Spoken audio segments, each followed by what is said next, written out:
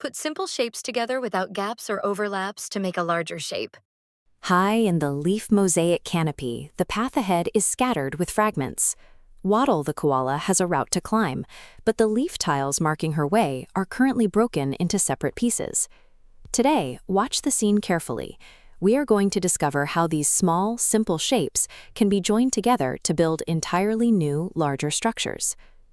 The numbers and symbols are part of the world, so the structure can be seen before it is named. Building these structures relies on a specific physical rule. When we bring two pieces together, their edges must be placed so they touch perfectly, sliding right side by side. As those edges meet, the alignment has to be exact.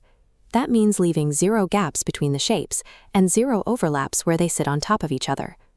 When we follow those rules, the individual parts lose their old boundaries. They join into a unified geometry, composing a completely new outline that earns its own distinct name. The first obstacle appears right at the trailhead. Inside a narrow branch fork, Wattle finds 2 matching triangle leaves lying apart from one another. To bridge this gap, she manipulates the pieces. Wattle fits the 2 longest edges of the triangles together, leaving no gaps and no overlaps along the seam. Look at the perimeter they form now. The new outline has 4 equal sides and square corners. Yes, 2 matching triangles can make a square.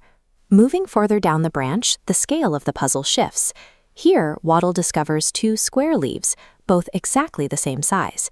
She slides the 2 square leaves directly edge to edge, setting them side by side. By connecting them, the overall proportion changes. The joined outline is now twice as long as it is tall, featuring 4 sides with square corners, 2 long and 2 short. 2 same-size squares side by side make a rectangle. These simple, straight edge alignments form the basis for our navigation. Mastering them allows us to solve much more complex spatial puzzles as we climb higher. The lighting turns golden as the journey continues. Near a high cluster of blooms, Wattle discovers a pair of matching trapezoid leaves. Simply sliding them together won't work this time. To make them fit, she must turn one trapezoid upside down before fitting the 2 long sides together. Trace the outside edges of the result. These 2 distinct shapes have now formed a new outline with exactly 6 sides. 2 matching trapezoids joined along their long sides make a hexagon. Finally, Wattle reaches a massive bloom in the canopy where 6 matching triangle leaves are scattered across a leaf mat. To solve the final puzzle, she points every triangle tip toward the exact same center point, locking each edge to its neighbor with 0 gaps. The outside edges of these 6 combined pieces now form a continuous, unified 6-sided perimeter. 6 matching triangles meeting at one center make a hexagon.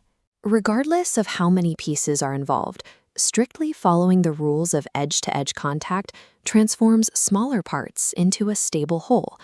As we pull back, the leaf mosaic canopy is transformed. All 4 puzzles are now cohesive structures, integrated into Wattle's world. Understanding the geometry begins by observing the physical structure built directly into the scenery.